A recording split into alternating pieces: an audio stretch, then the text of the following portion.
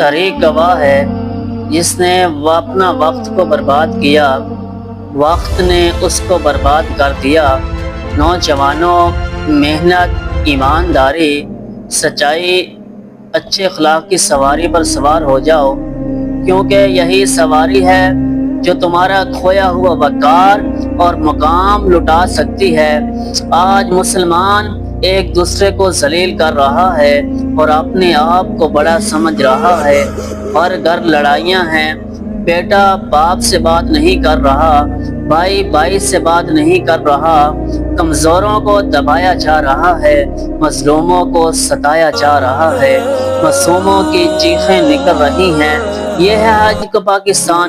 اس لیے قائد اعظم نے پاکستان کو بنایا تھا کہ مظلوموں کو ستایا جائے، کمزوروں کو دبایا جائے۔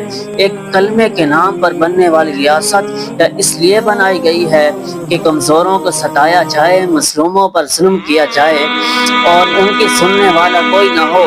ایسے حکمران ہیں کہ مظلوموں کے بارے میں سوچ نہیں رہے، کمزوروں کے بارے میں سوچ نہیں رہے، بس اپنی کرسیوں کی پڑی ہے۔ پاکستان میں ہو کیا رہا ہے؟ ایک اسلام کے نام پر بننے والا پاکستان، جس کی بنیاد لا الہ الا اللہ محمد رسول اللہ ہے، اس میں ہو کیا رہا ہے؟ ابھی ہم نے سوچا ہے اس بارے میں؟